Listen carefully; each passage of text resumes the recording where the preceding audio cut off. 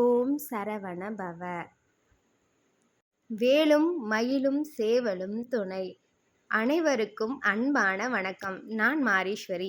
இன்னைக்கு நம்ம 48 நாள் வேல்மாறல் பூஜையில் 8வது நாளுக்கு அடி எடுத்து வச்சிட்டோங்க, முருகன் அருளால.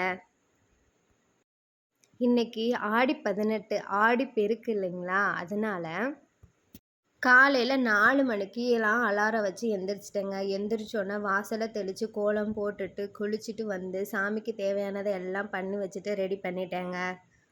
வீட்டில் இருக்க மற்ற தெய்வத்துக்கும் பூ போட்டு சாமி கும்பிட்டு விளக்கேற்றி வச்சுட்டு அதுக்கப்புறம் வேல்மாறல் பூஜையை ஸ்டார்ட் பண்ணேங்க.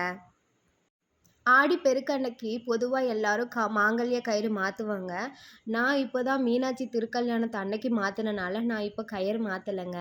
சாமிக்கிட்ட வச்சு மாங்கல்யத்தை பூஜை பண்ணி எடுத்து கழுத்தில் போட்டுக்கிட்டேங்க.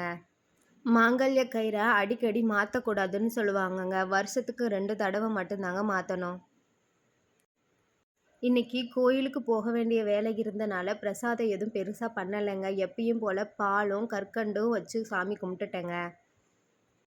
எப்பயும் போல் வேலனை அபிஷேகம் பண்ணி எடுத்துக்கிட்டேங்க. பால் தயிர் தண்ணி வச்சு அபிஷேகம் பண்ணி எடுத்துக்கிட்டேங்க. தயிராபிஷேகம் பாலாபிஷேகம் பண்ணி முடிச்சதுக்கப்புறமா நம்ம நீர்னால அபிஷேகம் பண்ணும்போது அந்த வேலன் பாருங்க எவ்வளோ அழகாக காட்சி தராருன்னு. முருகன் கிட்ட விளக்கு போட்டுக்கிட்டேங்க. இங்கே பக்கத்தில் இருக்க சிவன் கோயிலுக்கு தாங்க நாங்கள் போயிருந்தோம். ஆடி 18 அன்னைக்கு நீர்நிலைகளுக்கு போய் நீராடிட்டு குலதெய்வத்தை வழிபட்டுட்டு வர்றது தாங்க வழக்கம். ஆனால் எங்களால் பக்கத்தில் இருக்க நீர்நிலைகளுக்கு இப்போதைக்கு போக முடியலைங்க. ஏன்னா எனக்கு ஒரு வயசில் பையன் இருக்காங்க. அவனை வச்சுட்டு என்னால் எங்கேயுமே போக முடியலைங்க. இங்கே அவிநாசியில் பழமையான புகழ்பெற்ற ஒரு சிவன் கோயில் இருக்குன்னு சொன்னாங்கங்க. சரி அங்கே போகலான்னு பார்த்தா அங்கே க்ரௌடு அதிகமாக இருக்கும். 2 மணி நேரம் லைனில் நின்னதுக்கப்புறம் தான் தரிசனம் கிடைக்கும் அப்படின்னு சொன்னனால அங்கே போகாமல் சரி பக்கத்தில் இருக்க ஏதாவது ஒரு சிவன் கோயிலுக்கு போகலாம் அப்படின்னு சொல்லிட்டு தாங்க அருள்மிகு விஸ்வேஸ்வரா ஆலயத்துக்கு போயிட்டு வந்தோங்க இன்னைக்கு. அந்த கோயிலுக்கு இன்னைக்கு தாங்க நான் முதல் முறையாக போயிட்டு வந்தேன். நம்ம ஆடி 18க்கு நீர்நிலைகளில் எதுக்கு போய் குளிக்கிறோம் தெரியுமா? காவேரி தாய் ஆடி மாதம் நல்லா பொங்கி பெருகி வருமாங்க. அந்த காவேரி தாய் மாதிரி நாமளும் நம்ம வாழ்க்கையில் செல்வமும் வளமும் மகிழ்ச்சியும் பெருகணும் அப்படின்னு தாங்க ஆடி பெருக்கன்னைக்கு நீர்நிலைகளில் அதாவது காவேரியில் போய் நீராடணும். எப்பயும் வருஷம் காவேரியில் போய் குளிச்சுட்டு இருப்போங்க. ஆனால் இந்த டைம் போக முடியலன்னு மன வருத்தத்திலேயே இருந்தேங்க.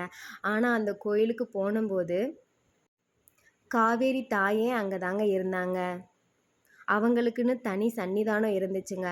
நான் இது வரைக்கும் நிறையா கோயிலுக்கு போயிருக்கேங்க. எந்த கோயில்லையும் நான் காவேரி தாய் சன்னிதானத்தை பார்த்ததே இல்லைங்க. இந்த கோயிலில் தாங்க முதல் முறையாக பார்க்குறேன்.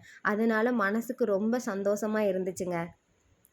நீர்நிலைகளுக்கு போய் ஆடி பெருக்க கொண்டாட முடியலையே அப்படின்ற வருத்தம் காவேரி தாயை பார்த்ததுக்கப்புறம் என் மனசில் கொஞ்சம் கூட இல்லைங்க.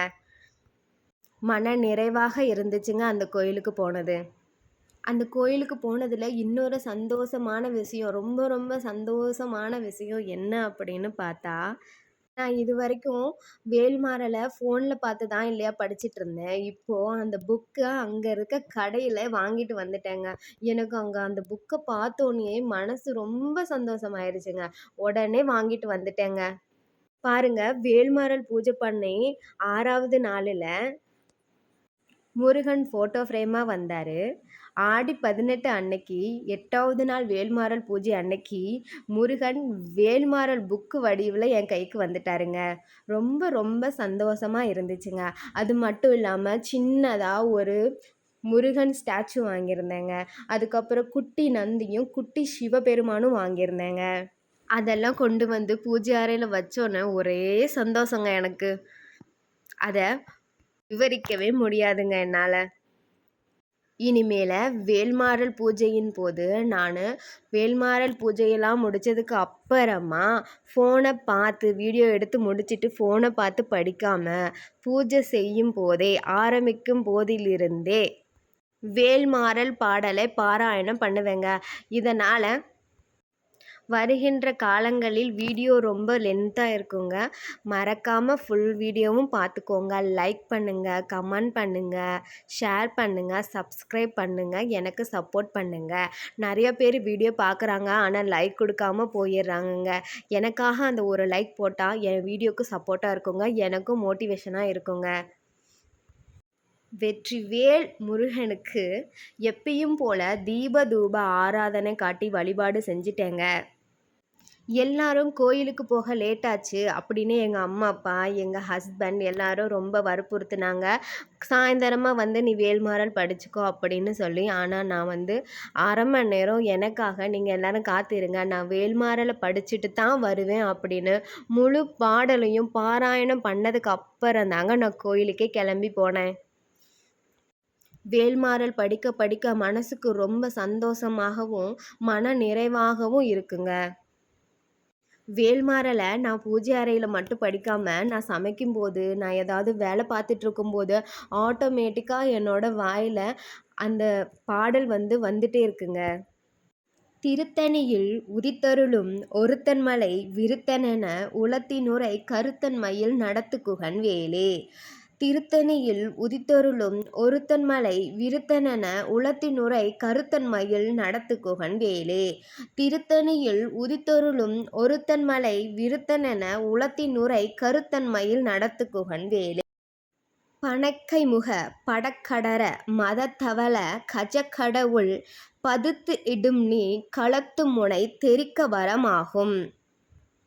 திருத்தணியில் உதித்தருளும் ஒருத்தன்மலை விருத்தனென உளத்தினுரை கருத்தன்மையில் நடத்துகுகன் வேலே.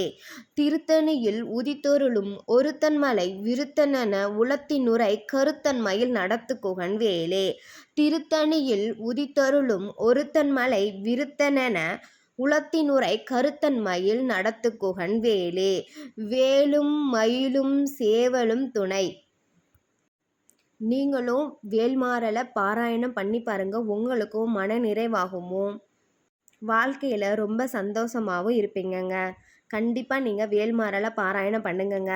கோயிலுக்குள்ளே வீடியோ எடுக்கக்கூடாதுங்க, அது எனக்கு தெரியவே தெரியாதுங்க. நான் வீடியோ கேப்சர் பண்ணிட்டேங்க. அதுக்கப்புறம் தான் ஒருத்தவங்க சொன்னாங்க வீடியோ எடுக்காதீங்கன்னு சொன்னதுக்கப்புறம் நான் வீடியோ எடுக்கலைங்க. அதுக்கப்புறம் கோயிலுக்கு வெளியில் வந்தேங்க. அங்கே 64 நாயன்மார்களும் இருந்தாங்கங்க. எல்லார் தலையிலையும் பாருங்க அழகா பூ இருக்குங்க. ஒரே அளவில் இருந்துச்சுங்க.